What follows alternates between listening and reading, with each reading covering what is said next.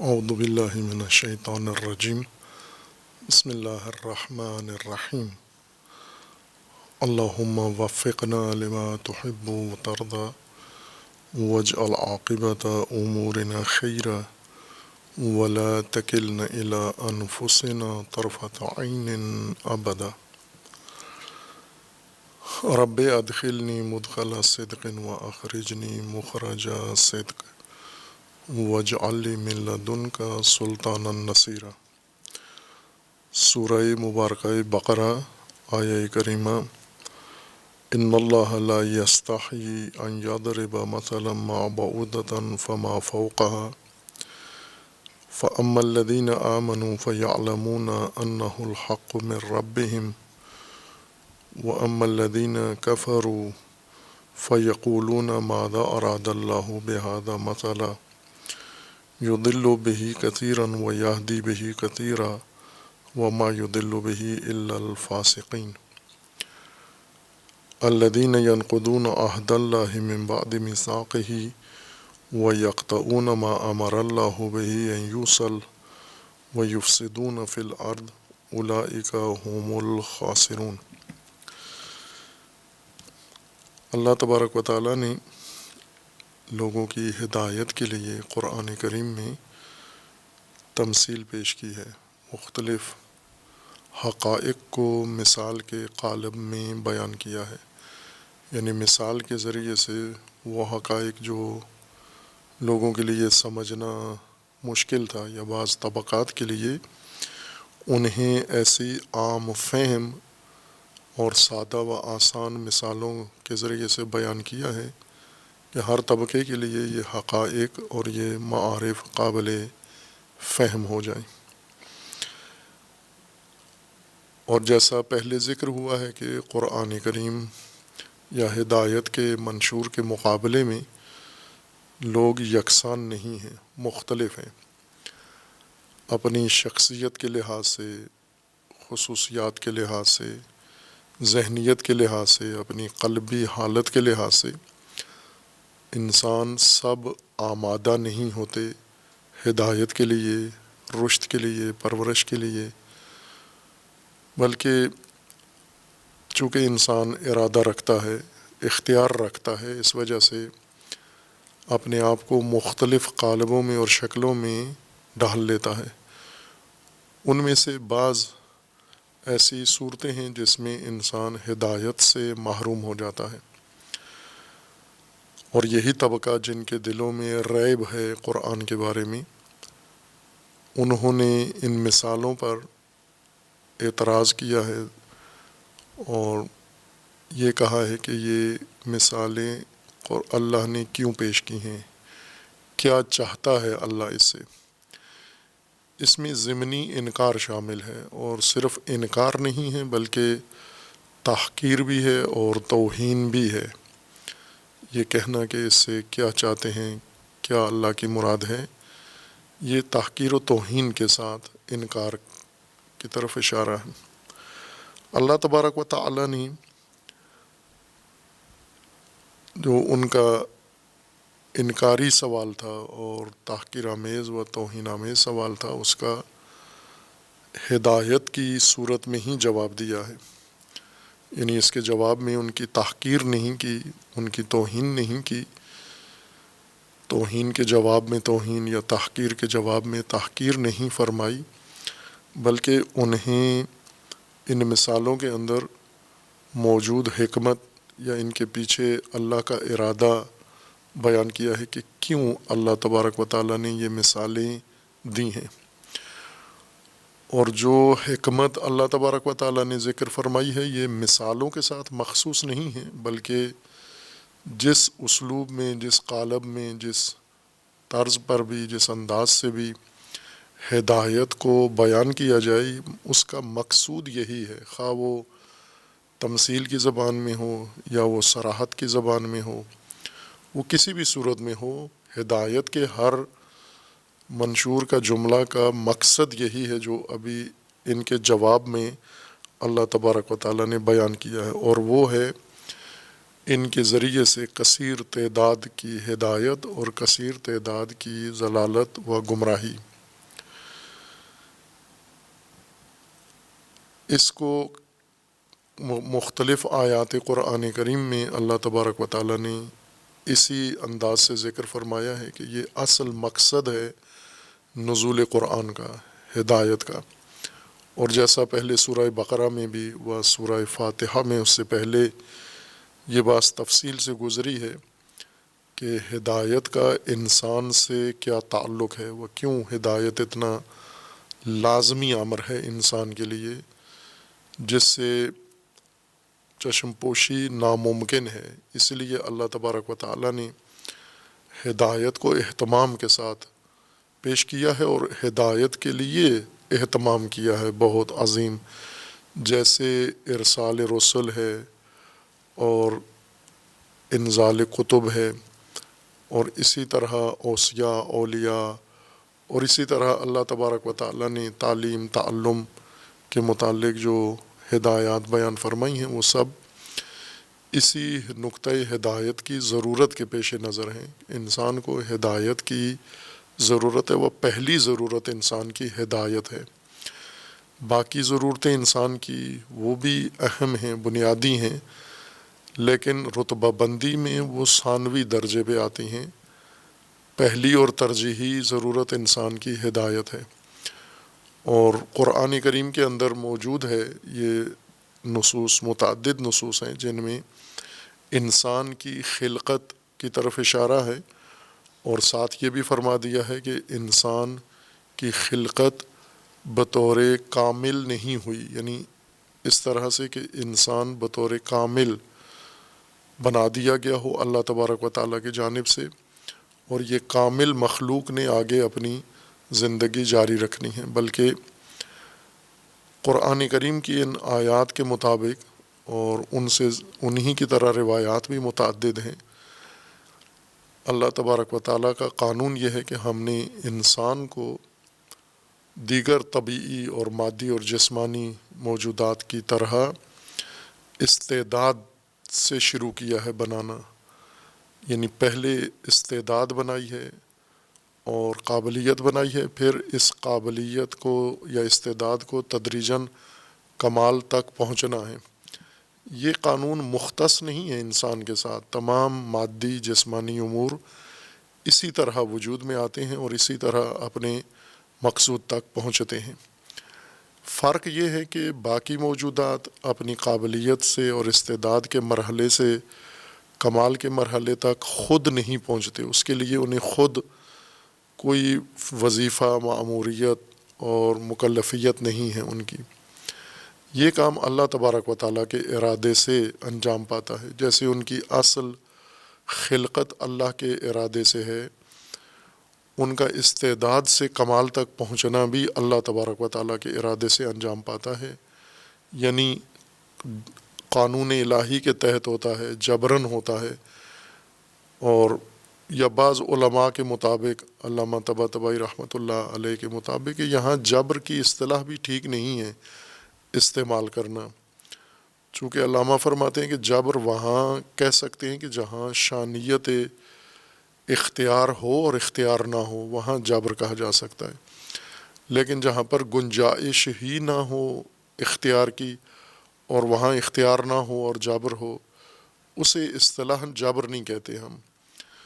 وہ اصطلاحاً جو اصطلاح علامہ نے استعمال کی، کیونکہ جبر بھی ایک فلسفی یا کلامی اصطلاح ہے، قرآنی نہیں ہے۔ علامہ نے اس کے لیے جو دیگر فلسفی اصطلاح استعمال کیا وہ ہے وجوب، یعنی وہ ایک نظام کے تحت جس میں اللہ تبارک و تعالیٰ نے انہیں ایک وجوب فلسفی کے ساتھ بنایا بھی ہے، اور اسی وجوب فلسفی کے ساتھ وہ اپنے کمال تک بھی پہنچ جاتے ہیں۔ لیکن اس بیچ میں جب انسان کی باری آتی ہے تو انسان کو اللہ نے ارادہ و اختیار دیا ہے، خلقت میں دیگر موجودات کی طرح ہے، یعنی اللہ کے ارادے سے انسان کی خلقت ہوتی ہے، اصل استعداد وجود میں آتی ہے، لیکن یہ قابلیت و استعداد اپنے کمالات تک پہنچے، یہ ایک مرحلہ اس تکامل کا یا اس تکمیل کا انسان کے حوالے کر دیا گیا ہے، صاحب ارادہ و اختیار ہونے کی بنیاد پر۔ البتہ انسان ہر پہلو سے استعداد کو کمال میں بدلنا اختیاری نہیں ہے. جیسے جسمانی طور پر انسان کی رشد ہے، نمو ہے، یہ اسی قانون کے تحت ہے جو اللہ تبارک و تعالیٰ نے دیگر موجودات کے لیے مقرر کیا ہے. خود انسان کا اپنا فریضہ نہیں ہے کہ اپنے جسم کو رشد دے، لیکن بہت ساری چیزیں ہیں جسمانی بھی اور زیادہ تر نفسانی چیزیں انسان کی اختیاری ہیں. یعنی انسان نے اپنی شخصیت خود بنانی ہے، اپنے آپ کو کمال انسانیت تک خود پہنچانا ہے، اور اسی چیز کا نام ہدایت ہے. استعداد سے مطلوبہ، معینہ، مقررہ حد کمال تک پہنچنا، جس کمال کے لیے یہ استعداد بنائی گئی ہے یا جس کمال کی صلاحیت اس استعداد کے اندر رکھ دی گئی ہے، استعداد سے نکل کر اس حد کمال تک جانا، یہی ہدایت ہے. اسی کو قرآن نے ہدایت کہا ہے، یا تربیت کہا ہے، یا پرورش کہا ہے. ہدایت کس پہلو سے ہے کہ انسان کو یہیں پر ہدایت چاہیے. اگر یہ نہ ہوتی یہ خصوصیت انسان کے لیے، تو ہدایت تکوینی جیسے تمام موجودات کے لیے اللہ تبارک و تعالیٰ نے مقرر فرمائی ہے، وہ انسان کے لیے بھی کافی ہوتی. یعنی جس نظام ہدایت کے تحت پودے پیدا ہوتے ہیں اور نباتات پیدا ہوتے ہیں، جس قانون ہدایت کے تحت جانور پیدا ہوتے ہیں اور رشد کرتے ہیں، تکامل کرتے ہیں اور اپنے اس رشد نمو جسمانی تک پہنچتے ہیں، انسان اگر صاحب ارادہ و اختیار نہ ہوتا تو یہی قانون اس کے لیے بھی ہوتا. ایک حیوان کی طرح، جانور کی طرح پیدا ہوتا، اپنے ارادے سے نہیں، اللہ کے ارادے سے. پھر اللہ ہی کے ارادے سے یہ پرورش پاتا، پھر اللہ ہی کے ارادے سے یہ اپنی مقررہ زندگی و اجل گزار کے ختم ہو جاتا. اس دنیا سے اس کو کوئی بہانہ مل جاتا یا کوئی ذریعہ سبب بنتا جو اللہ نے مقرر کیے ہوئے ہیں حیوانات کی حیات کے خاتمے کے. انہی اسباب میں سے کسی سبب کے ذریعے اس کی حیات کا بھی خاتمہ ہو جاتا. لیکن چونکہ اللہ نے انسان کو ارادہ و اختیار دیا ہے، اس لیے انسان اپنی تربیت میں، اپنی پرورش میں، اپنی رشد میں، اپنی نشو و نما میں خود شامل کیا گیا ہے. یہ ارادہ اختیار دینے کا پہلا مقصد یہی تھا کہ انسان خود اپنا معمار بنے اور اپنی تکمیل کے مراحل خود طے کرے، ارادتاً طے کرے. لیکن اس ارادی اور خود اختیاری، خود مختارانہ رشد میں یا ہدایت میں بھی اللہ تبارک و تعالیٰ نے اس کو ہدایت کا تمام مواد فراہم کرنا ہے. ہدایت کے تمام وسائل اللہ نے دینے ہیں، انسان نے ان وسائل ہدایت کو کام میں لانا، استعمال میں لانا ہے. چونکہ ارادہ و اختیار رکھتا ہے، اس کے لیے ہدایت کا تشریعی نظام اللہ نے مقرر کیا ہے. اس نظام کے علاوہ جو تکوینی سب کے لیے ہے، اس میں بھی انسان شریک ہے.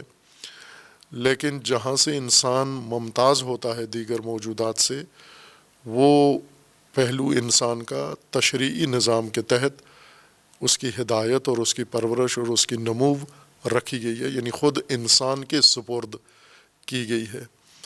ہدایت کا سارا مواد، آگاہی اللہ نے دینی ہے، ہدایت کا راستہ اللہ نے دینا ہے، ہدایت کے طریقے اللہ نے دینے ہیں، اختیار انسان نے کرنا ہے. یہ مجموعہ ہے خلاصہ ان آیات کا جس میں انسان کی خلقت اور انسان کی پرورش اور انسان کی نشو و نما کا تذکرہ ہے.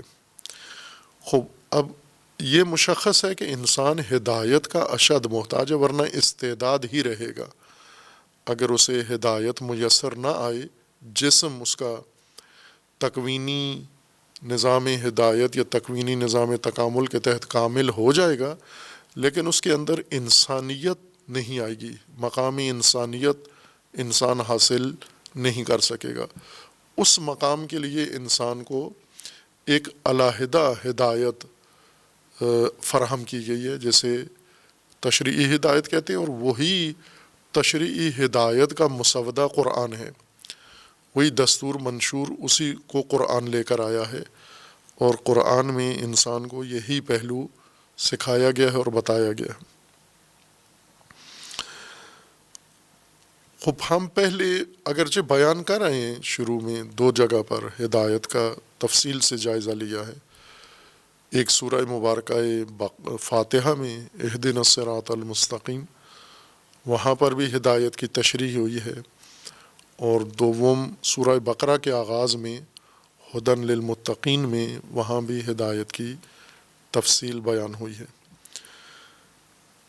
لیکن چونکہ ہمارے ذہنوں میں قرآنی اصطلاحات قرآنی پیرائی میں موجود نہیں ہیں، ہمارے ذہنوں میں ہر چیز کا ایک متبادل تصور پایا جاتا ہے جو بعض اوقات قرآن سے مطابقت نہیں رکھتا۔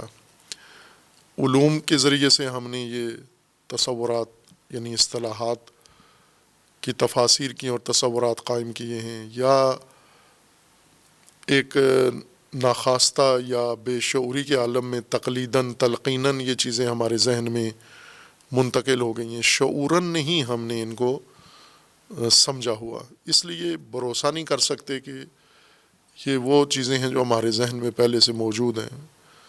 اکثر مسائل جو قرآن کے اصطلاحات کے بارے میں مطالب ہمارے ذہن میں ہیں وہ قرآن سے مطابقت نہیں رکھتے، یعنی ہماری ذہنیتیں قرآن سے مطابقت نہیں رکھتی۔ اس لیے ہمیں قرآنی اصطلاحات کو قرآنی بنیادوں پر سمجھنے کی ضرورت ہے، تاکہ وہی معنی جو اللہ تبارک و تعالیٰ کے مد نظر ہے اور مقصود ہے، وہ مراد ہے، وہ ہمیں بھی سمجھ میں آئے اور اس کے مطابق ہم قرآن کریم سے ہدایت لیں۔ چونکہ ہدایت بنیادی اصطلاحات میں سے ہے، جیسے پہلے بھی اشارہ کیا تھا، ایمان قرآن کی بنیادی اصطلاحات میں سے ہے۔ اگر یہ اصطلاحات اور معارف حل نہ ہوں کسی انسان کے لیے، ان میں ابہام رہ جائے، ان میں اجمال آ جائے، ان میں پیچیدگی آ جائے، وہ سارے دین میں، ساری عمارت میں سرایت کر جائے گی، اور الجھے ہوئے ذہن ہمیں نظر آتے ہیں اہل علم کے اندر بھی اور غیر اہل علم میں بھی۔ اس کی وجہ یہی ہے کہ یہ بنیادی چیزیں ہی ان کے لیے حل شدہ نہیں ہیں، اور انہوں نے کوئی کوشش بھی نہیں کی کہ یہ ہمارے لیے حل ہوں۔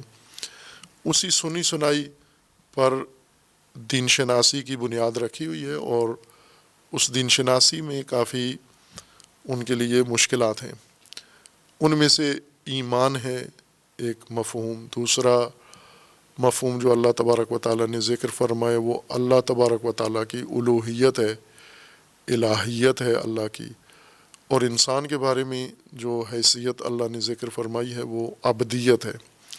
یہ ان بنیادی اصولوں میں سے ہیں جن کی وضاحت ضروری ہے، یا جیسے حق ہے، اس اصطلاح کو بیان کیا تھا کہ یہ بنیادی اصطلاحات قرآن کریم پر ہے، باقی ساری چیزیں ان کی طرف پلٹتی ہیں۔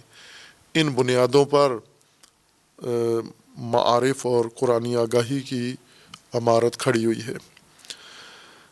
اور ہدایت و ضلالت 2 بنیادی اصطلاحات ہیں۔ اصل ہدایت ہے، اس مناسبت تضاد کی وجہ سے ساتھ ساتھ جہاں ہدایت کا ذکر ہے وہ ضلالت کا بھی وہاں پر ذکر ہے۔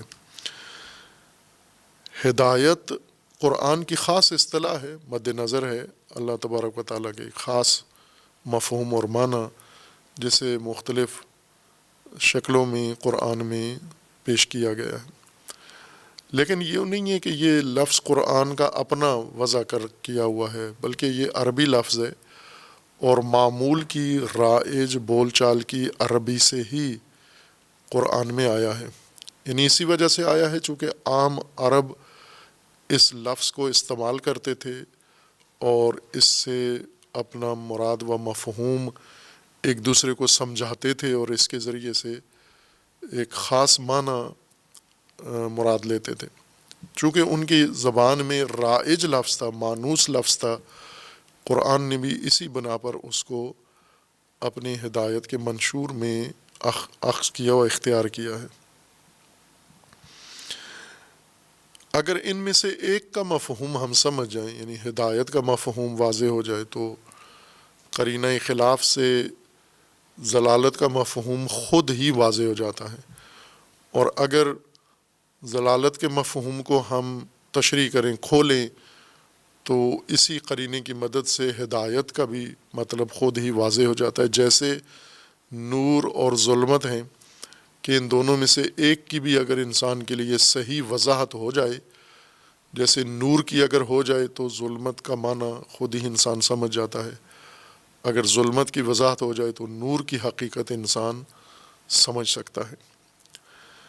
اور باقی قواعد جو پہلے بھی ذکر ہوتے رہے ہیں اور مد نظر رہیں ہمیشہ، جو بھی قرآن شناسی چاہتے ہیں، معارف قرآنی، یہ اصول ان کے ہمیشہ کے لیے مد نظر ہوں.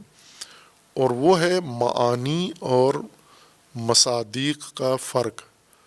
معانی اور چیزوں کو کہتے ہیں اور حقیقت ہے، اور ان معانی کے مصادیق جن پر یہ معانی فٹ آتے ہیں، تطبیق کیے جاتے ہیں، وہ ایک الگ حقیقت کا نام ہے.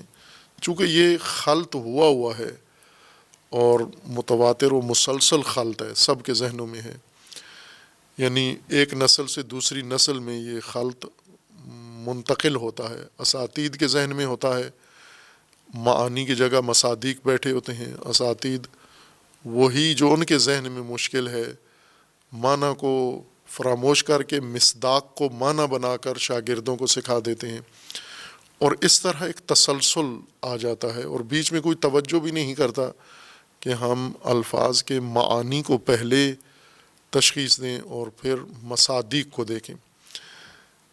اس میں جو بڑی الجھن ہے وہ یہ ہے کہ مصادیق بدلتے رہتے ہیں، مصادیق میں تعدد ہے، مصادیق میں کثرت ہے، مصادیق کے خصوصیات میں فرق ہوتا ہے، لیکن وہ تمام تر فرق کے باوجود بھی مصداق ہی ہوتے ہیں، اسی معنی کا مصداق ہوتے ہیں.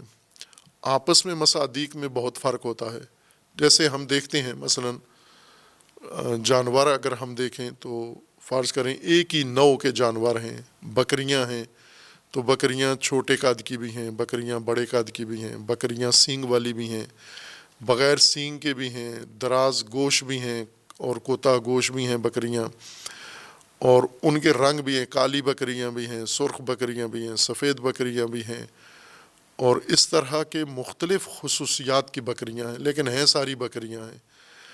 اگر مصداق کسی لفظ کا ہمارے ذہن میں آ بیٹھے تو مصداق دوسرے مصادیق سے مختلف ہوتا ہے. مصداق کے ساتھ مطابقت نہیں رکھتا، معنی مصداق کے ساتھ مطابقت رکھتا ہے. تمام تر اختلافات جو بین المصادیق ہیں اس کے باوجود معنی ہر مصداق کے ساتھ سازگاری رکھتا ہے اور مطابقت رکھتا ہے. مصادیق آپس میں نہیں رکھتے مطابقت، لہٰذا اگر معنی کی جگہ مصداق آ گیا تو یہ مصداق دوسرے تمام مصادیق کو معنی کی حیثیت سے خارج کر دیتا ہے کہ یہ معانی نہیں ہے. اور ایسا ہی ہوتا ہے عموماً قرآن کی تفاسیر میں باقی مصادیق کو خارج کر دیا جاتا ہے کہ یہ مراد نہیں ہے آیت کے اندر، یہ آیت کے دلالت ان کو شامل نہیں ہے، چونکہ ہم نے آیت کی دلالت میں مدلول کے طور پر مصداق رکھا ہوا ہے. مثلا ہم نے فرض کریں کسی جگہ اگر بکری کا ذکر آیا ہے، جیسے بنی اسرائیل کے قصے میں گائے کا ذکر ہے کہ اللہ تبارک و تعالیٰ نے کہا گائے ذبح کرو، تو ان کے ذہن میں یہی چیزیں بیٹھی ہوئی تھیں جو آج ہمارے ذہنوں میں موجود ہیں.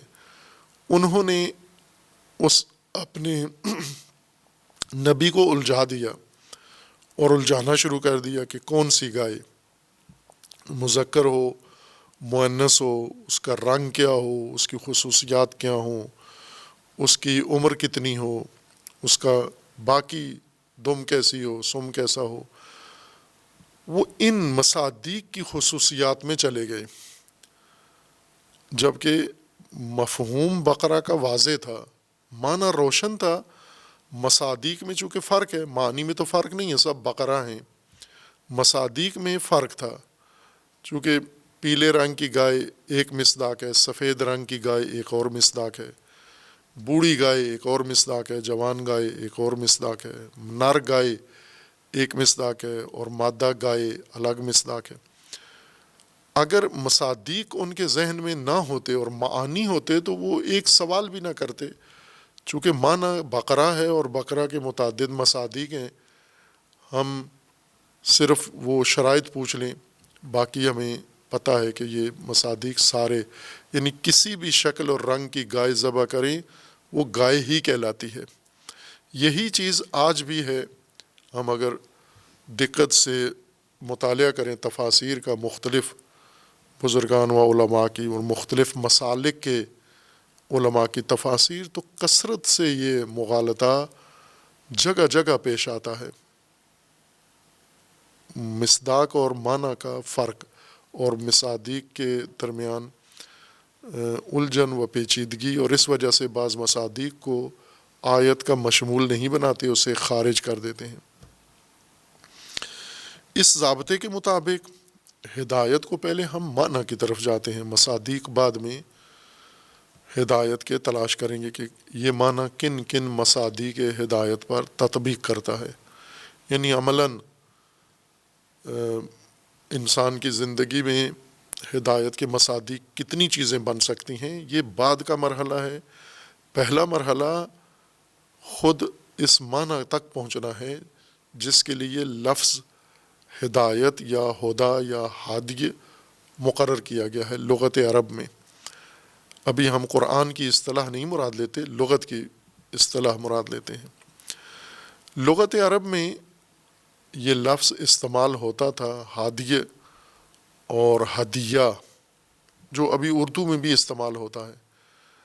ہدایت اردو میں استعمال ہوتا ہے، ہادی اردو میں بھی استعمال ہوتا ہے، اور ہدیہ بھی استعمال ہوتا ہے، تحفہ جس کو کہتے ہیں، گفٹ، یہ بھی اردو میں استعمال ہوتا ہے۔ اور اسی لفظ سے ہدایت سے، یا یوں کہیں کہ جس مادہ سے، جس بنیاد سے، اصل سے لفظ ہدایت بنا ہے، اسی سے لفظ ہدیہ بھی بنا ہے۔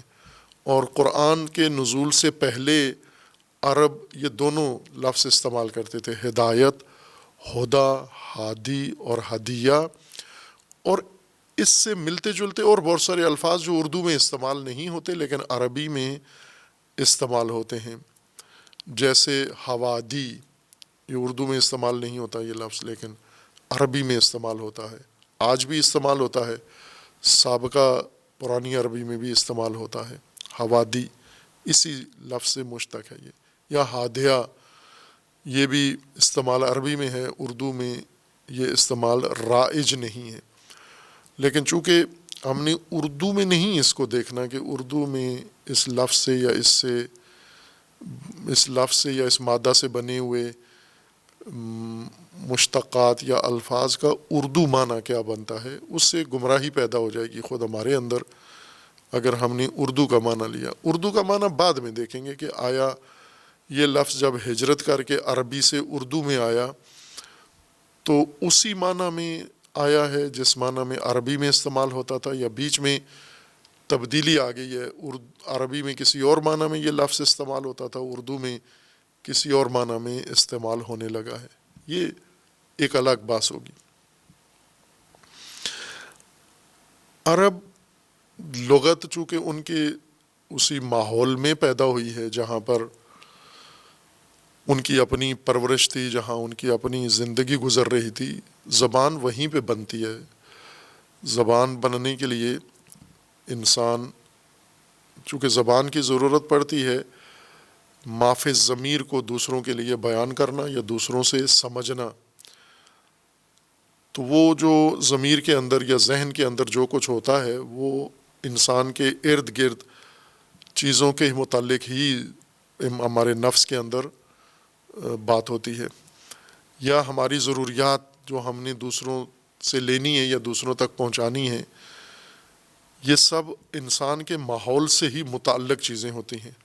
مثلاً اگر کوئی انسان گرم علاقوں میں رہتا ہے تو ظاہر ہے کہ اس کے ارد گرد اس کے استعمال میں اور اس کے ماحول میں ہر چیز جو آ رہی ہے وہ گرم علاقوں کی چیز ہے، تو اسے اپنے درمیان بات کو سمجھنے کے لیے مثلا وسائل ہیں، اوزار ہیں، اشیاء ہیں، لین دین ہے، انہی چیزوں کا ہوگا جو جس کے اندر وہ زندگی گزار رہے ہیں، یعنی گرم علاقے کی چیزیں۔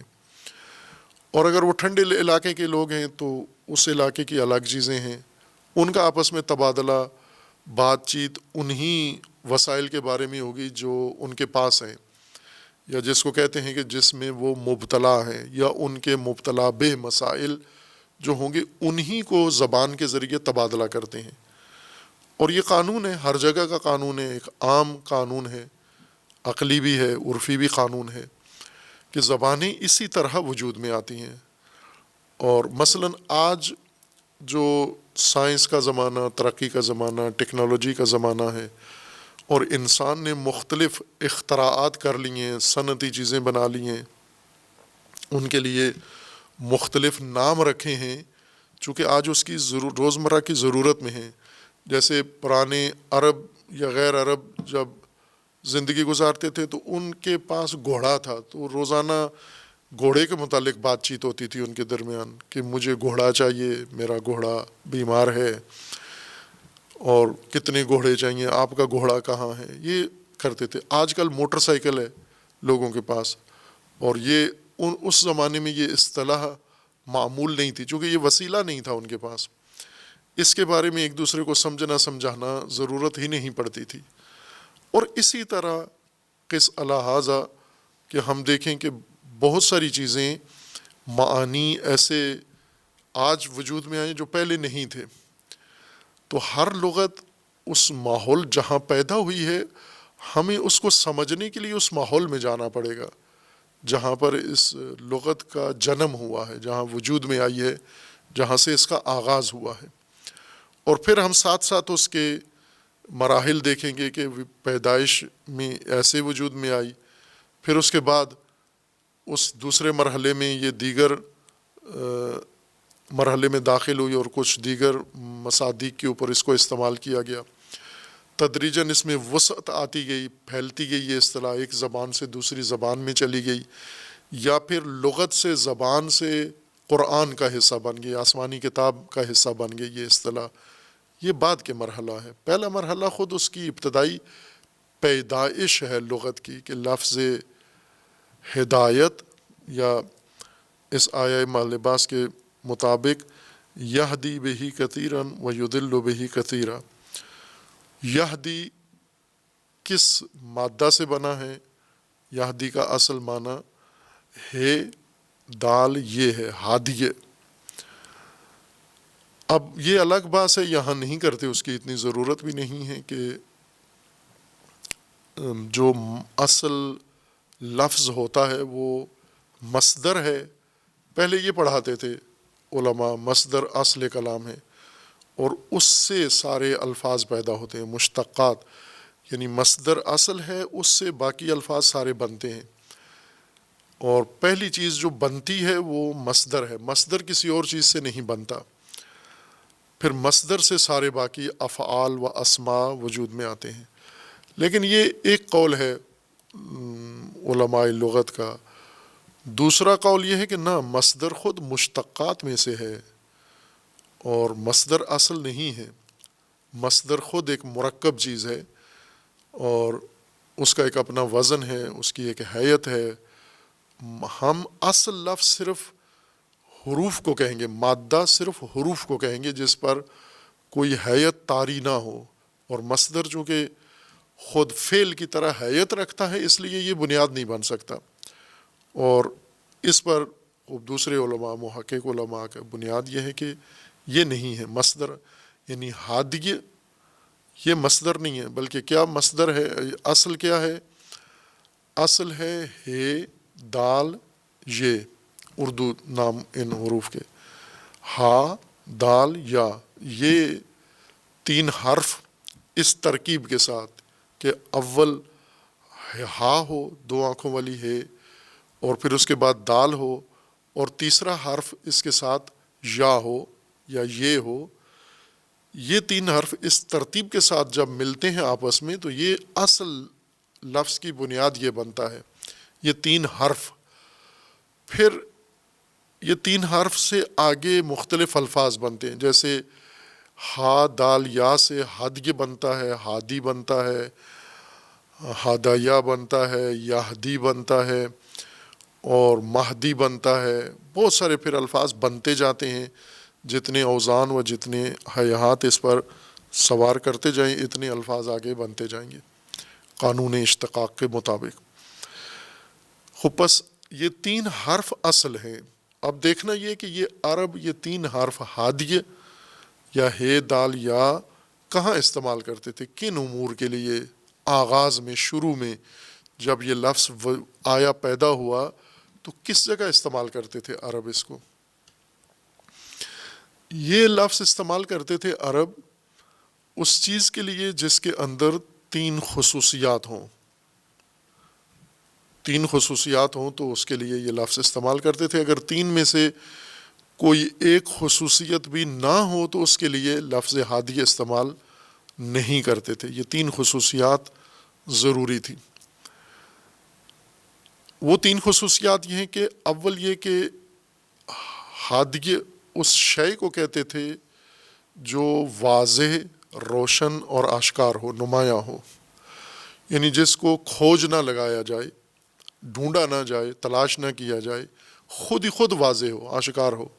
چونکہ اشیاء مختلف طرح کی ہوتی ہیں، کچھ چیزیں موجود ہیں لیکن انہیں ڈھونڈنا پڑتا ہے، تلاش کرنا پڑتا ہے، جستجو کرنا پڑتی ہے. یا مٹی کے نیچے ہیں یا مٹی کے اوپر ہیں. جہاں بھی ہیں اشیاء 2 طرح کی ہیں، یا بالکل نمایاں ہیں، انہیں تلاش نہیں کیا جاتا، صرف آنکھ کھول کے دیکھیں تو وہ نظر آ جاتی ہیں، خود ہی روشن اور نمایاں ہیں. جیسے مثلا آسمان کی طرف ہم نگاہ اٹھا کے دیکھیں تو ہمیں آسمان ڈھونڈنا نہیں پڑتا. سورج کی طرف ہم نگاہ کریں تو ہمیں سورج ڈھونڈنا نہیں پڑتا. ستاروں کی طرف ہم نگاہ کریں تو ستارے ڈھونڈنے نہیں پڑتے ہمیں. روشن، نمایاں، آشکار اور واضح ہیں. دوسری خصوصیت یہ ہے کہ یہ آشکارا اور نمایاں اور روشن ہونے کے ساتھ ساتھ یہ سامنے بھی ہوں، پیچھے نہ ہوں. یہ شے جس کے لیے یہ لفظ استعمال کرتے تھے اس وقت استعمال کرتے تھے کہ یہ نمایاں چیز، یہ روشن چیز، یہ واضح چیز یہ سامنے ہو، بالکل روبرو ہو، اور دور سے جب نگاہ کی جائے تو پہلی نگاہ اس پر پڑے. یہ لہٰذا اس کا باقی اشیاء سے پہلے ہونا یہ ضروری ہے، پہلے نمبر پر یہ ہونی چاہیے. مثلاً اگر صحرائی لوگ دیکھتے ہیں کہ اونٹ جا رہے ہیں، اونٹوں کی قطار ہے یا ریوڑ ہے اونٹوں کا، بھیڑ بکریوں کا ہے، تو سب سے پہلے اس اونٹوں کی قطار کا کون سا حصہ نظر آتا ہے، سامنے کون سا ہے، آگے آگے کون سے اونٹ جا رہے ہیں، یا آگے کون سا ایک اونٹ کوئی جا رہا ہے. وہ جو سب سے آگے ہوگا اور نمایاں ہوگا، روشن و واضح ہوگا، جس کو جستجو کرنے کی ضرورت نہ پڑے بلکہ وہ خود روشن ہو، واضح ہو اور سامنے بھی ہو، نمایاں بھی ہو، اس کو ہادیہ کہتے تھے عرب. لیکن نہ صرف ان 2 خصوصیات کی بنیاد پر کہ جو بھی سامنے ہو اور جو بھی روشن و واضح و آشکار ہو اسے ہادیہ نہیں کہتے تھے، تیسری خصوصیت بھی اس کے اندر لحاظ کرتے تھے. اور وہ تیسری خصوصیت یہ ہے کہ یہ روشن چیز، یہ واضح چیز، یہ نمایاں چیز اور یہ سامنے چیز جو بالکل روبرو ہے اور آگے ہے، باقی چیزوں سے مقدم ہے، آگے ہے، یہ کسی دوسری چیز کی نشاندہی بھی کرتی ہو. جس چیز کو انسان تلاش کرنا چاہتا ہے، جستجو کرنا چاہتا ہے، اس کی نشاندہی بھی کرتی ہو یہ چیز، یہ نمایاں چیز. مثلاً ہم کسی چیز کو ڈھونڈ رہے ہیں، کسی فرد کو ڈھونڈ رہے ہیں، بازار میں کوئی چیز ڈھونڈ رہے ہیں یا کوئی راستہ ڈھونڈ رہے ہیں، جو چیز ہمیں مطلوب ہے وہ واضح نہیں ہے، وہ روشن نہیں ہے، موجود ہے لیکن اس کے آگے کوئی حجاب ہیں، موانع ہیں، رکاوٹیں ہیں، یا وہ موجود بھی ہے تو سامنے نہیں ہے، آگے نہیں ہے، پیچھے ہے کسی جگہ، لہٰذا ہماری نظروں کے سامنے نہیں ہے. جو چیزیں سامنے ہیں ان کی تلاش میں ہم نہیں ہیں، ان کی جستجو میں نہیں ہیں. ہم کسی اس چیز کی جستجو میں ہیں جو پوشیدہ ہے، چھپی ہوئی ہے، پیچھے ہے، معلوم نہیں یہ کہاں ہے، سرے سے ہمیں اس کا عطا پتہ معلوم نہیں ہے، اس کا جغرافیہ معلوم نہیں ہے، اس کی جہت اور سمت معلوم نہیں ہے جس کی ہم جستجو میں ہیں، تلاش میں ہیں. اور یہ چیزیں جو سامنے ہیں، نمایاں ہیں، یہ ہمارا مطلوب نہیں ہے، ہم ان کی جستجو میں نہیں آئے، ان کی تلاش میں نہیں آئے ہم.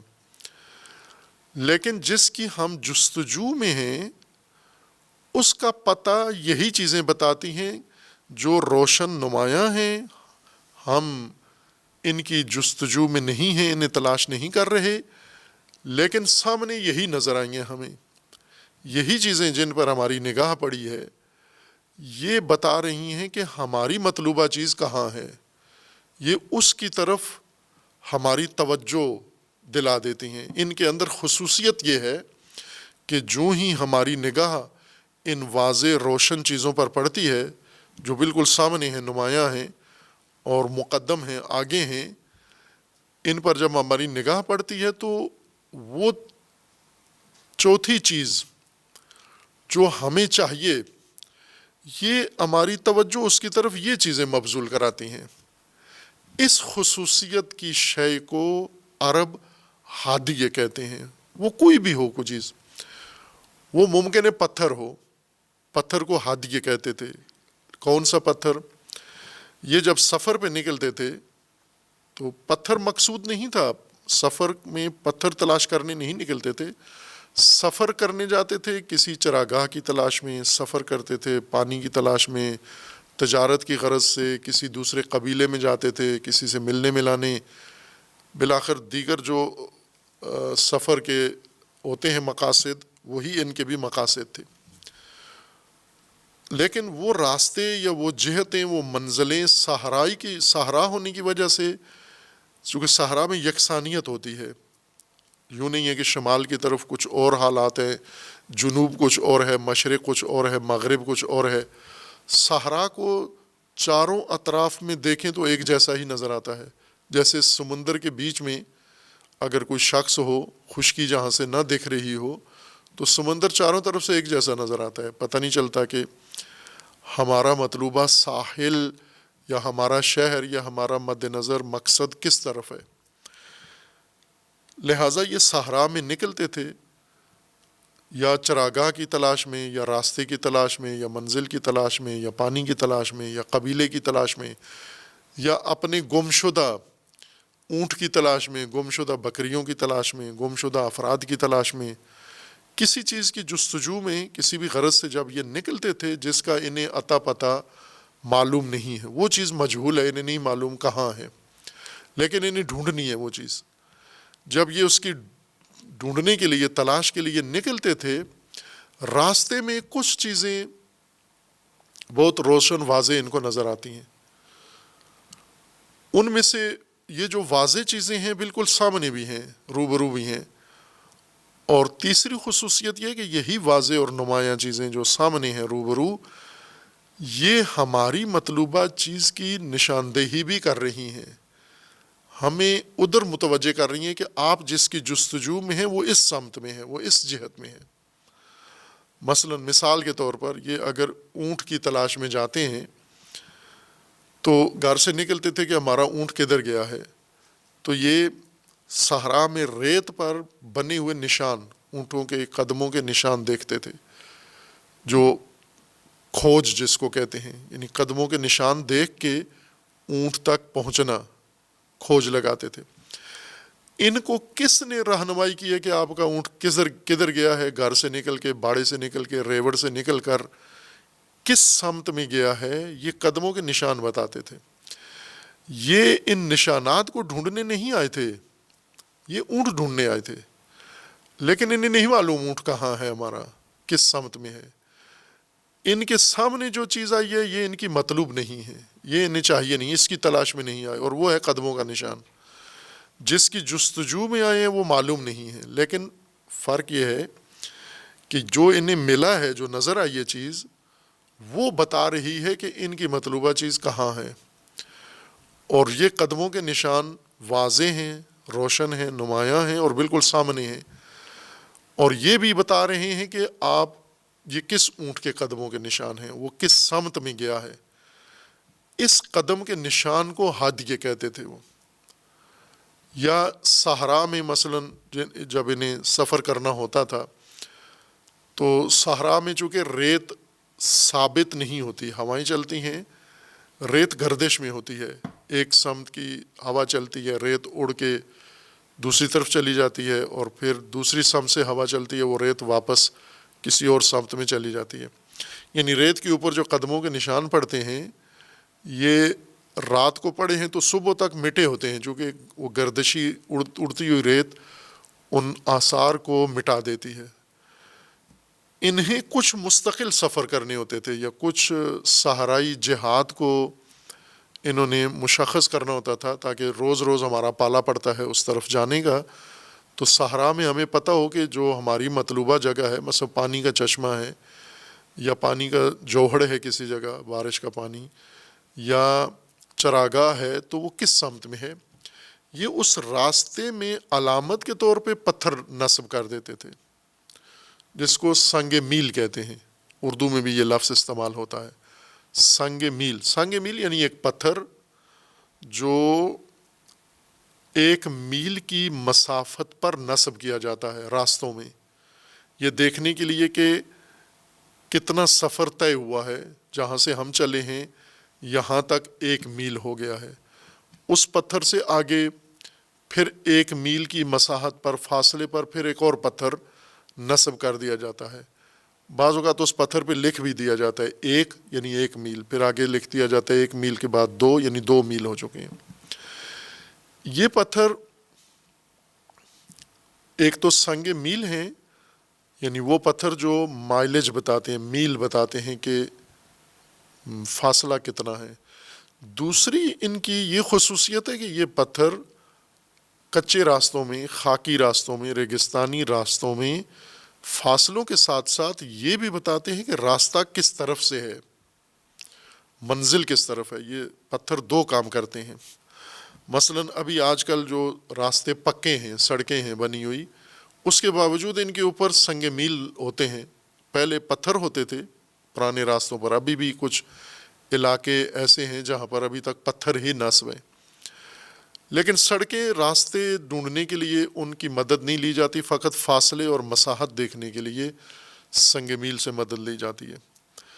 صحرائی راستے چونکہ مستقل نہیں رہتے، ان پر بے شک روزانہ رفت و آمد بھی ہو رہی ہو، پھر بھی ریت ان کے آثار مٹا دیتی ہے، لہٰذا یہ پتھر ریت سے ابھرے ہوئے اونچے پتھر بناتے تھے، جن کو ہم کہتے ہیں بتیاں، یعنی پتھروں کے چبوترے بناتے تھے، پتھروں کے ٹاور بناتے تھے، اوپر نیچے پتھر رچ دیتے تھے،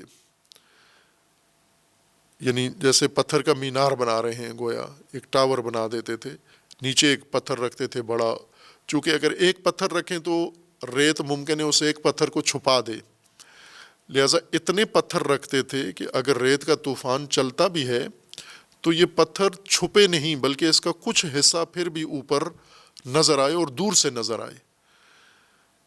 ان پتھروں کو بھی ہادیے کہتے تھے، چونکہ ان کے اندر یہ 3 خصوصیات تھیں۔ ایک، یہ نمایاں و روشن ہوتے تھے، واضح ہوتے تھے، انہیں ڈھونڈنا نہیں پڑتا تھا کہ پتھر کہاں گیا ہمارا، جس سے ہمیں راستہ سمجھنا ہے، پتھر خود واضح ہے، روشن ہوتا تھا، اس لیے لگاتے بھی نمایاں کر کے یا زیادہ تعداد میں اوپر نیچے رچتے تھے پتھروں کو۔ دوسری خصوصیت ان کے اندر یہ تھی کہ یہ پتھر سامنے ہوتے تھے، یعنی بالکل جو ہی نگاہ اٹھائے تو پہلی نگاہ ان پر پڑتی تھی، باقی چیزوں سے پہلے یہ پتھر نظر آتے تھے۔ اور تیسری چیز ان پتھروں کی یہ خصوصیت تھی کہ یہ نشاندہی کرتے تھے کہ آپ کا راستہ اور آپ کی منزل کس جانب ہے۔ ان 3 خصوصیات کی وجہ سے یہ اس پتھر کو ہادیے کہتے تھے۔ یہ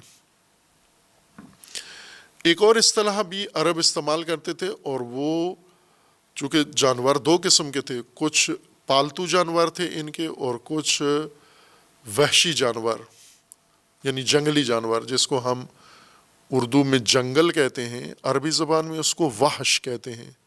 وحش کا مطلب جنگل ہوتا ہے۔ یہ جنگلی جانور ہیں، پالتو جو گھروں میں ہوتے ہیں، جنہیں انسان باقاعدہ سنبھالتا ہے، رکھتا ہے۔ وحشی جانور جنگلی جو انسان کے قابو میں نہیں ہوتے، آزاد ہوتے ہیں جنگلوں میں۔ یہ جنگلی جانور جیسے درندے ہیں مثلا، اور ریوڑ کی شکل میں ظاہر ہوتے ہیں۔ کچھ جنگلی جانور ہیں جو اکیلے اکیلے ہوتے ہیں۔ اب صحراؤں میں ظاہر ہے وہ جانور نہیں ہیں جو سبز علاقوں کے اندر ہیں، جیسے سبز علاقوں میں جائیں تو وہاں مختلف قسم کے جانور ہیں، بڑے جانور ہیں، چھوٹے جانور ہیں، سارے درندے نہیں ہیں بلکہ درندوں سے زیادہ دوسرے جانور ہیں، لیکن صحراؤں میں وہ جانور کم ہیں، جیسے ہرن، یہ کم ہیں صحراؤں کے اندر، چونکہ ان کے کھانے پینے کے لیے پانی ان کو میسر نہیں ہے۔ اس کے بجائے کچھ صحرائی جانور ہیں جو زیادہ ہوتے ہیں وہاں پر جنگلوں میں۔ خوب یہ جو صحرائی یہ جو جنگلی اور وحشی جانور ہیں، یہ جب کسی سمت حرکت کرتے ہیں، رخ کرتے ہیں کسی سمت میں، تو ان کے جو پہلا دستہ ہوتا ہے، اس کے پیچھے ممکن ایک بڑا ریوڑ آ رہا ہو، قطار ہو، لیکن ان کا جو پہلا دستہ دور سے آبادی والوں کو نظر آتا ہے، یہ اس کو حوادی کہتے تھے۔ حوادی کا مطلب حواد الوحش، یعنی پہلا دستہ، نمایاں دستہ، واضح دستہ، جو یہ پتہ دے رہا ہے کہ پیچھے اور جانور آ رہے ہیں، پیچھے اور قطار آ رہی ہے، پیچھے اور حیوانات اس کے آ رہے ہیں۔ خوب یہ بھی عرب استعمال کرتے تھے، ہر وہ چیز جو پہلے ہو اور یہ بتائی کہ اس کے پیچھے اور بھی جمعیت آ رہی ہے، اور بھی تعداد اس کے پیچھے آ رہے ہیں، اس کو حوادی کہتے تھے۔ یا مثلا اگر سمندری سفر کرتے ہیں، کہ صحرائی لوگ بالآخر سمندر بھی تھا ان کا، یہ بسا اوقات کشتیاں لے کے سمندر میں چلے جاتے ہیں، اور آج کی طرح وسائل نہیں ہیں کہ ہم صحرا میں اور ہر جگہ پر کتب نما کے ذریعے سے یا جہت یاب چیزیں، نقشے، ڈیجیٹل نقشے، وہ ہمیں بتائیں کہ ہم کہاں جانا ہے۔ ان لوگوں کے پاس نہ کاغذوں پہ بنے ہوئے نقشے ہوتے تھے، نہ انہیں کوئی جغرافیے کا علم تھا، لیکن اس کے باوجود اپنے راستے تلاش کر لیتے تھے۔ سمندروں میں انہوں نے نشانیاں رکھی ہوتی تھیں ساحل پر، مثلا سمندروں میں ساحلوں پر کبھی پتھر ہوتے ہیں، کبھی چٹانیں ہوتی ہیں، یا کبھی کوئی اور ساحلی خصوصیت ہوتی ہے، ان چیزوں کو انہوں نے نشانی کے طور پر رکھا ہوتا تھا کہ یہ نشانی نظر آئی تو اس کا مطلب ہے کہ یہ فلاں علاقے کا ساحل ہے۔ اور ان میں جو سمندر کے اندر سفر کے دوران دور سے ساحل پہ چٹانیں نظر آتی تھیں، ان کو بھی یہ ہادیہ کہتے تھے۔ یہ چٹانیں نشانی ہیں، ان میں 3 خصوصیات ہیں، ایک نمایاں ہیں، یہ چٹانیں ڈھونڈنی نہیں پڑتی، جو ہی نگاہ کریں ان پر نگاہ جا پڑتی ہے، اور دوسرا یہ ساحل کے اگلے حصے میں ہے، پہلے حصے میں ہے، مقدم ہے اس سے، اور تیسری یہ خصوصیت ہے کہ یہ چٹان ایک ساحل کی نشاندہی کر رہی ہے، یہ ایک مخصوص علاقے کی علامت بھی ہے، ہماری رہنمائی بھی کر رہی ہے کہ اس کے پیچھے یہ علاقہ موجود ہے۔ اس وجہ سے یہ لفظ وہ ان پر بھی استعمال کرتے تھے۔ اور ایک استعمال ان کا لغت کے لحاظ سے ہی تھا، جو ہدیہ، مثلا کسی کو اگر کوئی تحفہ بھیجتے تھے اس کو ہدیہ کہتے تھے۔ ہدیہ ہر تحفہ کا نام نہیں ہے، اب ہم اردو میں ہدیہ کا لفظ استعمال کرتے ہیں، معاوضے کو بھی ہدیہ کہتے ہیں، جیسے ذاکروں کو جو فیس دی جاتی ہے تو ہدیہ، مثلا کوئی کتاب جب خریدتا ہے آدمی، قیمت کے بجائے اس کو ہدیہ کہہ دیتے ہیں۔ یہ ہدیہ کا استعمال یہ بلا معیار استعمال ہے کہ جس چیز کی مرضی ہے آپ اس کو ہدیہ کہتے جائیں۔ ہدیہ بھی اسی ہدیہ سے مشتق ہے، اور اس کا بھی یہی 3 خصوصیات والی شے کو ہدیہ کہتے ہیں۔ یہ 3 خصوصیات ہدیہ میں، یعنی وہ تحفہ جو بھیجا جاتا ہے، ایک تو وہ واضح نمایاں چیز ہو، یعنی ایسا تحفہ نہ ہو جو پوچھنا پڑے وضاحت سے کہ یہ کیا لائے ہو تحفہ، خود دیکھنے سے ہی پتہ چلے کہ کیا ہے یہ۔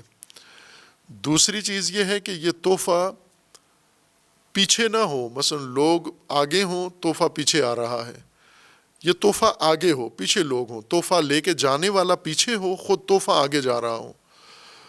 اور تیسری یہ خصوصیت ہے کہ تحفہ، ہدیہ اس تحفہ کو کہتے ہیں جو کسی نیت، کسی ارادے کی بھی نشاندہی کرتا ہے۔ ہر تحفے کو ہدیہ نہیں کہتے، ہدیہ اس پیشگی، کسی تحفے کو کہتے ہیں جس میں یہ بتایا جاتا ہے کہ ہم آپ کے ساتھ دوستی کرنا چاہتے ہیں، ہم آپ سے معاہدہ کرنا چاہتے ہیں، ہم آپ سے تعلقات قائم کرنا چاہتے ہیں۔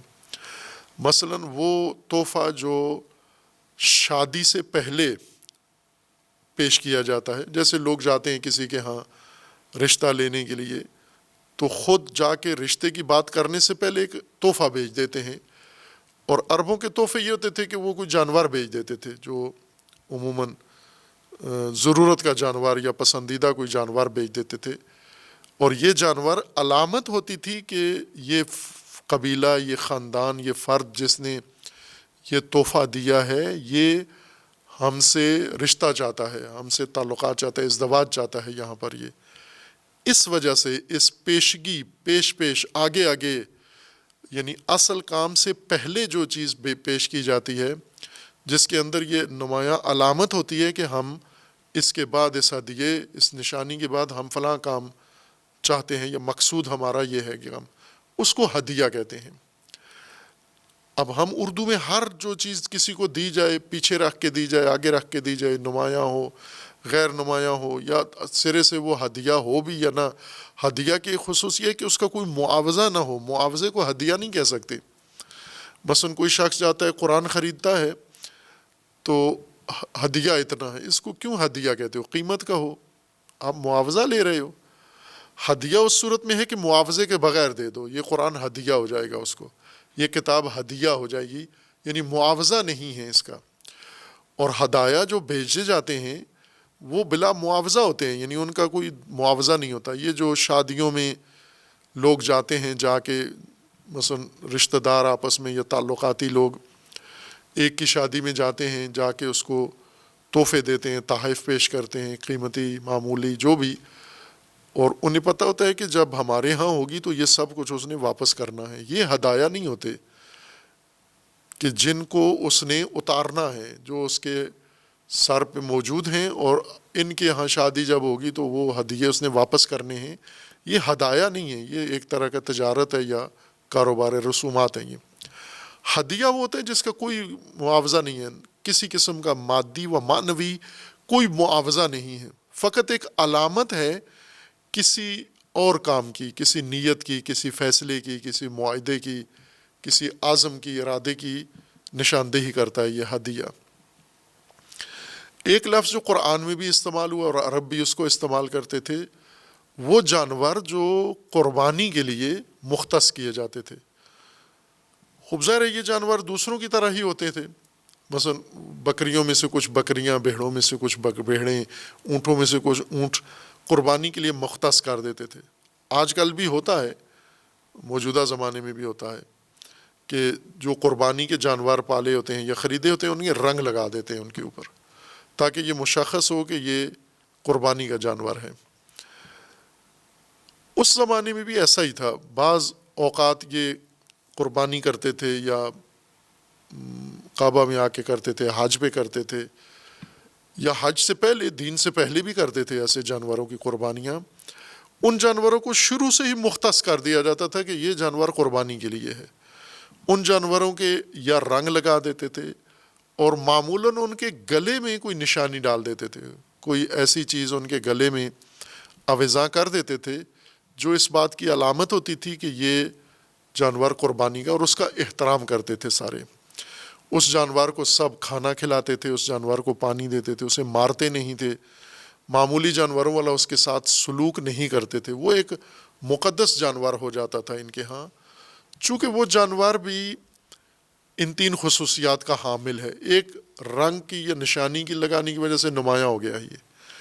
دوسرا یہ ہے کہ یہ ہمیشہ سامنے ہے، یہ جو ہی دیکھیں تو سامنے. اس جانور کو پیچھے نہیں رکھتے تھے. مثلا ابھی حج کے اندر بھی ہے کہ جب حاجی قربانی لے کے جائیں تو قربانی کے جانور حاجیوں سے آگے آگے ہوں، پیچھے نہ لے کے جائیں، آگے چلائیں ان کو، جانور آگے ہوں، حاجی پیچھے ہو. اور تیسری یہ چیز یہ ہے کہ یہ نشاندہی کر رہے ہیں کہ آپ کہاں جا رہے ہیں یا کیا کرنے والے ہیں، آپ حج کرنے والے ہیں. اس لیے ان حیوانات کو بھی ہدیہ کہتے ہیں. خوب اس طرح سے لغوی استعمال ان تین خصوصیات کی وجہ سے معنی کو تشکیل دیتا ہے. معنی ہدیہ کا کیا ہوا؟ نمایاں ہونا کسی چیز کا، اور اس کا مقدم ہونا، سامنے ہونا. اور تیسری خصوصیت اس کی یہ ہے کہ وہ کسی چیز کی نشاندہی کرے، نشانی بنے، رہنمائی کرے، دلالت کرے کسی اور مد نظر چیز کے اوپر. یہ تین خصوصیات اگر کسی شے میں آ جائیں یہ ہادیہ کہلاتا ہے یہ معنی۔ اب مصادیق متعدد ہو سکتے ہیں، ممکن ہے پتھر یہ کام کرے، ممکن ہے کوئی دیوار ہو، ممکن ہے کوئی درخت ہو، ممکن ہے کوئی مصنوعی چیز ہو، ممکن ہے کوئی گھر ہو، ممکن ہے کوئی طبعی چٹان ہو۔ یہ خصوصیت کسی بھی چیز میں آ سکتی ہے، نمایاں ہو، روشن اور سامنے ہو، اور کسی سمت یا ہمارے مد نظر شے کی طرف ہماری رہنمائی بھی کرتی ہو، اس کو ہادیہ کہتے ہیں۔ قرآن کریم نے اب لغت کے لحاظ سے وسیع استعمال ہے، لغت میں قرآن سے ہٹ کر بھی دیکھیں تو لفظ ہادیہ کا اور اس کے مشتقات کا قرآن میں وسیع لغت میں بہت وسیع استعمال ہے۔ قرآن مجید نے جب انہی لوگوں کے لیے ہدایت کا منشور اللہ تبارک و تعالیٰ نے پیش کیا، نازل کیا، تو ظاہر ہے کہ عربی زبان اختیار کی۔ اب عربی زبان میں اللہ تبارک و تعالیٰ نے ان کو جو معانی بتانے ہیں، جو ان کی ہدایت سے ضرورت ہیں، اس میں اس لفظ کو خصوصیت کے ساتھ لیا اور اس کو بنیاد قرار دیا۔ چونکہ اللہ تبارک و تعالیٰ نے جو انسان کو آگاہی دی ہے، جو فرامین دی ہیں، جو حکمتیں دی ہیں، جو دستورات دیے ہیں، یہ سب یہ تین خصوصیات اپنے اندر رکھتی ہیں۔ یہ چیزیں ایک نمایاں ہیں، بہت روشن و واضح ہیں۔ قرآن کریم کے جتنے بھی مطالب ہیں، معارف ہیں، الفاظ ہیں، سب واضح و روشن و نمایاں ہیں۔ اور دوم یہ کہ یہ بالکل سامنے ہیں، مقدم ہیں، یعنی ہر کلام پر، ہر نظریے پر، ہر چیز پر یہ تقدم رکھتے ہیں، مقدم ہیں یہ۔ اور تیسری چیز یہ ہے کہ یہ انسان کو اس کی بنیادی چیز کی نشاندہی کرتے ہیں۔ بنیادی چیز کیا ہے؟ مقصد خلقت اور اس مقصد تک پہنچنے کا راستہ، طریق، صراط، یہ چیزیں جو بتائے وہ ہدایت کہلاتی ہے۔ وہ چیز جس کے اندر یعنی خود نمایاں ہو، خود اس کو نہ ڈھونڈنا پڑے، اس کو نہ سمجھنے کے لیے، ہدایت کو سمجھنے کے لیے پہلے انسان اپنے آپ کو مشکلات میں ڈالے، چونکہ خود یہ بات ہی سمجھ میں نہیں آ رہی جس نے ہمیں کہیں پہنچانا ہے، تو وہ تو ہدایت نہیں ہے، جو خود پیچیدہ ہے۔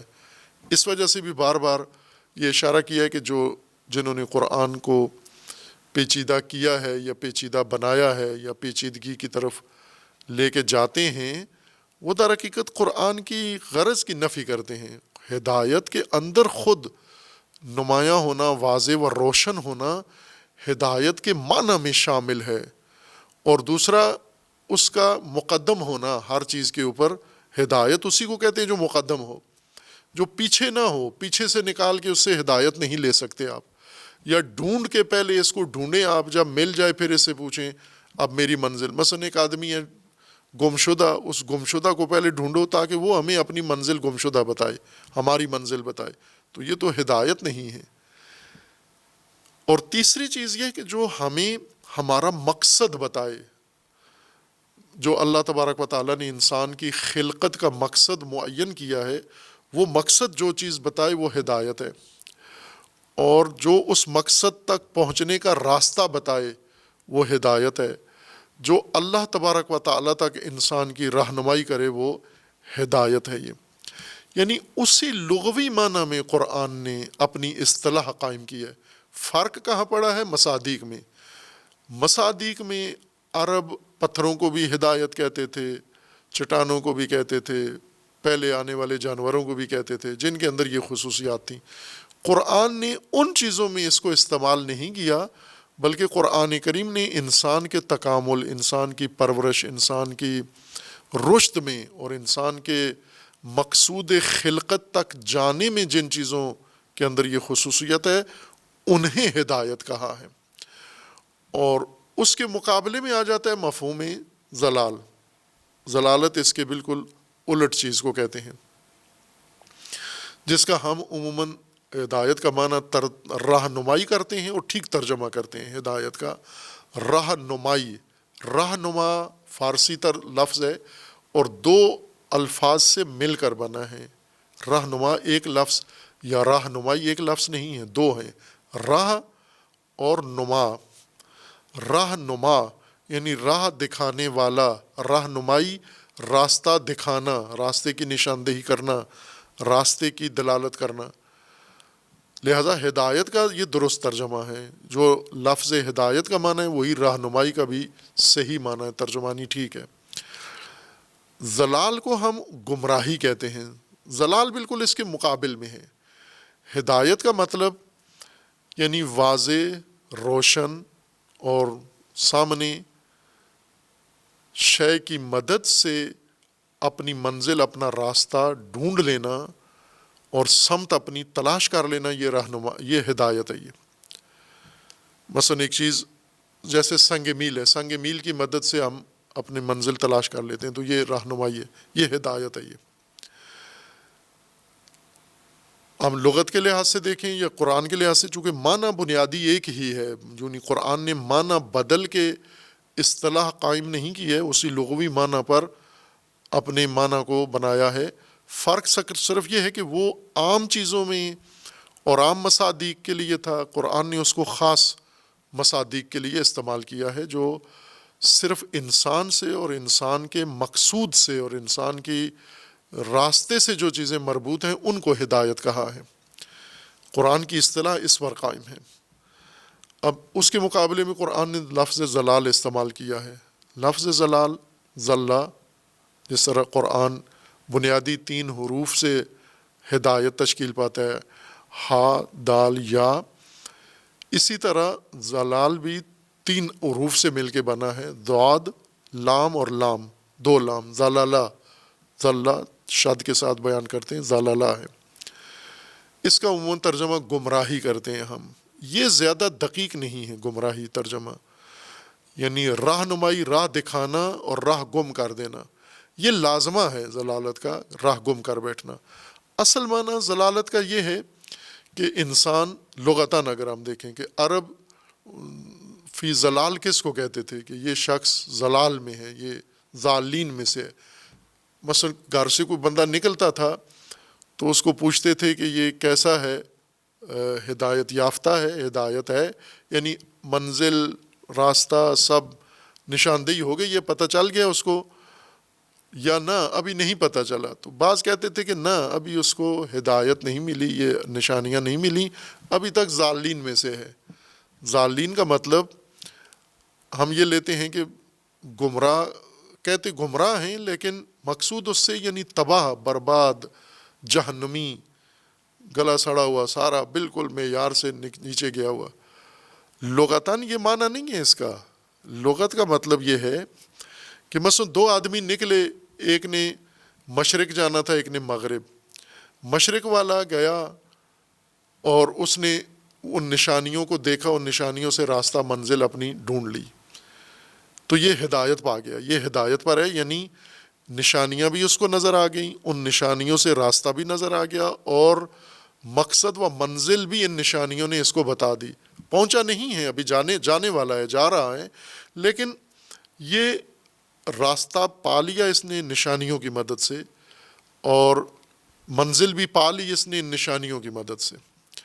دوسرا جو مغرب کو جا رہا ہے اسے ابھی یہ نشانیاں ہی نہیں ملی، یا جو نشانیاں اس کو ملی ہیں وہ اس کے منزل اور اس کے راستے کو نہیں نمایاں کر رہی ہیں، اس طرف اس کی رہنمائی نہیں کر رہی، وہ کسی اور چیز کی رہنمائی کر رہی ہیں جو اس کو نہیں چاہیے۔ جس طرف یہ جانا چاہتا ہے اس طرف کوئی نشانی نہیں ہے، کوئی پتھر نہیں ہے، کوئی سنگ میل نہیں ہے، کوئی علامت نہیں ہے، اس سے یہ بتانے کے لیے کہ تیرا راستہ کدھر جاتا ہے، تیری منزل کدھر جاتا ہے، کوئی چیز موجود نہیں ہے۔ خوب اس کا نہ ہونا، یہ نشانیوں کا نہ ہونا، ان علامتوں کا نہ ہونا، یہ انسان کے اندر ایک کیفیت کیا پیدا کر دیتا ہے؟ حیرت کی، سرگردانی کی، یعنی ایک ایسی حالت جس میں انسان کسی فیصلے کے قابل نہیں ہے، کس طرف جانا ہے اس کو کچھ معلوم نہیں ہے، لا علمی کی حالت میں ہے اور بے خبری کی حالت میں ہے اور بے جہت و بے سمت کھڑا ہوا ہے، اور اسے پتہ بھی نہیں ہے میں نے کدھر جانا ہے۔ گمراہ کا یہ مطلب ہوتا ہے غلط راہ پر چلا جانا، نہ یہ غلط پر بھی نہیں گیا، صحیح پر بھی نہیں گیا، اس کو نہیں پتہ کہ میں نے کدھر جانا ہے، سمجھ ہی نہیں آ رہی اس کو۔ ضلال کا مطلب، ہدایت کا مطلب یعنی سمجھ آ گئی، راستہ سمجھ آ گیا، اور ہمیں منزل سمجھ میں آ گئی، ساری چیزیں سمجھ میں آ گئی، نشانیوں نے سب کچھ بتا دیا۔ لیکن یہ دوسرا آدمی یہ حیران سرگردان، حیرت کے ورطۂ حیرت میں ڈوبا ہوا ہے، اس کو پوچھیں بھئی کہاں جانا ہے، کچھ نہیں پتا، کس راستے سے جانا ہے کچھ نہیں پتا، کس کے ساتھ جانا ہے کچھ نہیں پتا، جانا بھی ہے یا نہیں جانا، ہاں جانا ہے لیکن کدھر جانا ہے یہ نہیں پتا مجھے، کس سمت جانا ہے یہ نہیں پتا۔ یہ روزانہ انسان کے ساتھ پیش آتا ہے یہ مسئلہ۔ مثلا آپ کوئی کسی کا پتہ ڈھونڈنے جاتے ہیں محلے کے اندر، ایک گلی میں پہنچ جاتے ہیں، ان کے بتائی ہوئی رہنمائی کے مطابق وہاں آ کر آگے نہیں معلوم کہاں جانا ہے، پھر فون کر کے پوچھتے ہیں کہ میں یہاں پہنچ آیا ہوں، اب کدھر جاؤں؟ جہاں تک کھڑے ہوئے ہیں وہاں سے آپ کو کچھ پتہ نہیں کدھر جانا ہے۔ یہ جو حالت ہے کچھ پتہ نہیں، اسی کو ضلال کہتے ہیں، یعنی معلوم نہیں، سوجھ نہیں، بوجھ نہیں کہ کدھر جانا ہے، سمت کدھر ہے، جہت کدھر ہے، راستہ کدھر ہے، منزل کدھر ہے۔ جس کو آج مثلا جو اردو زبان ہے اور اردو سے بے گانہ و بے خبر، ان کے لیے یہ لفظ، اردو الفاظ نامانوس ہیں، زیر اردو ان کے لیے اتنی اجنبی ہے جتنی عربی اجنبی ہے، ان کے لیے زیادہ مانوس انگریزی زبان ہے۔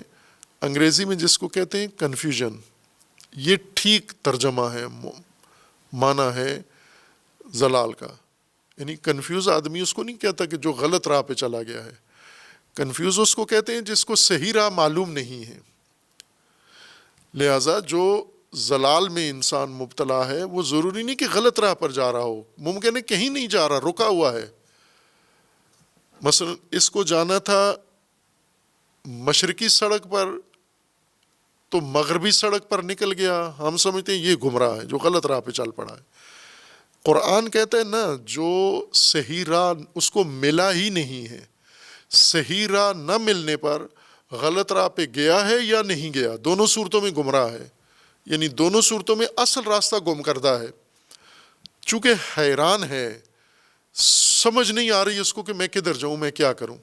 اور یہ زیادہ کیفیت ہماری اپنے روزمرہ معمولات میں ہوتی ہے، یہ آپ نے اب کیا کرنا ہے، کچھ سمجھ نہیں آ رہی ہم نے کیا کرنا ہے۔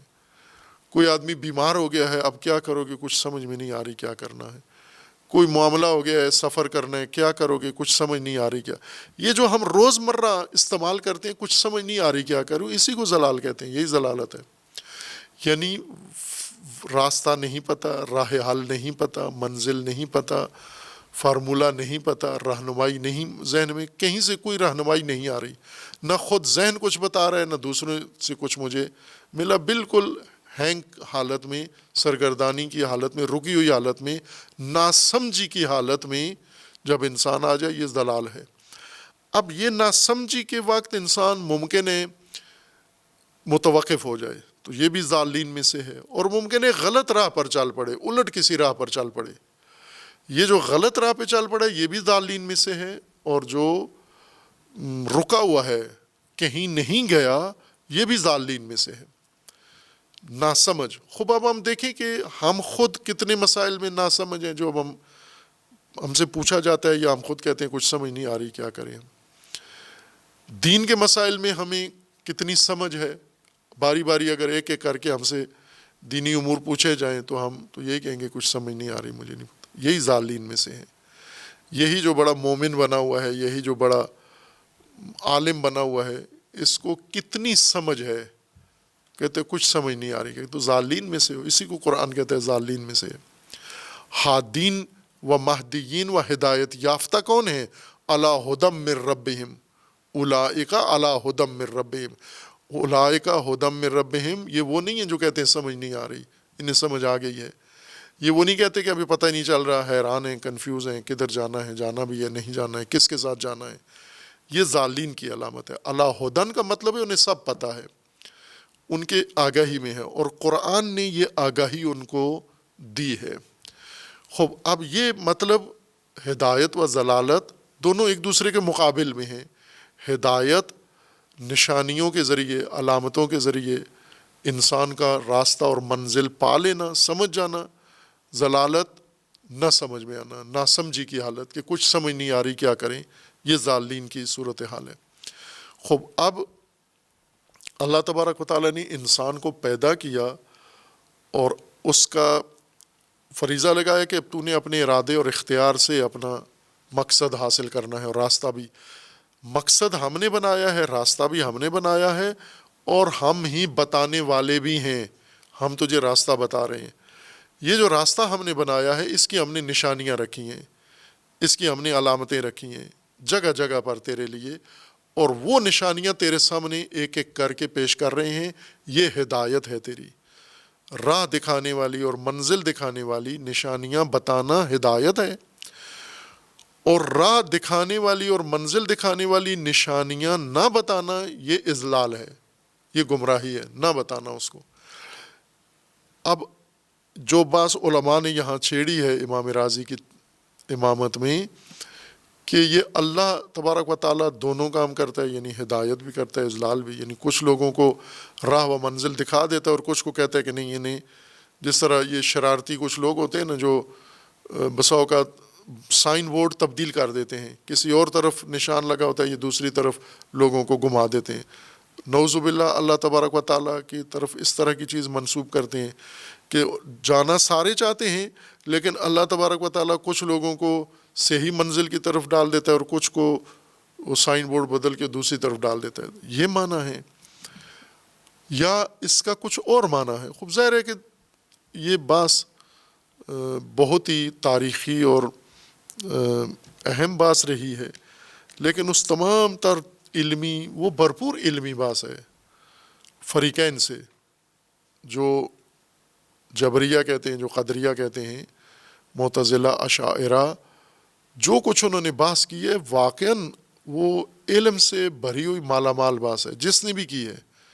ہم یہ نہیں کہہ سکتے کہ فلاں نے علمی بحث کی ہے، فلاں نے علمی بحث نہیں کی، بلکہ یہ تشخیص دینا مشکل ہوتا ہے کہ علمی تسلط کس کا زیادہ ہے۔ مثلا جب جبری آتے ہیں، امام راضی آتے ہیں، اپنے موقف پر استدلال کرتے تو لگتا ہے کہ یہ بڑا عالم ہے، جب ان کا جواب دوسرے دیتے ہیں تو لگتا ہے کہ وہ بڑا عالم ہے۔ وہ بات اپنی جگہ، لیکن آیا اس سے قرآن کریم جو کچھ فرمانا چاہتا ہے، آیا وہ مطلب اس سے حل ہو جاتا ہے ہدایت و ضلالت، یا اس کے لیے کسی الگ بیان کی یا قرآنی اسلوب کی ضرورت ہے، اسے بعد میں بیان کریں گے۔ وصلی اللہ علی محمد وآلہ الطیبین۔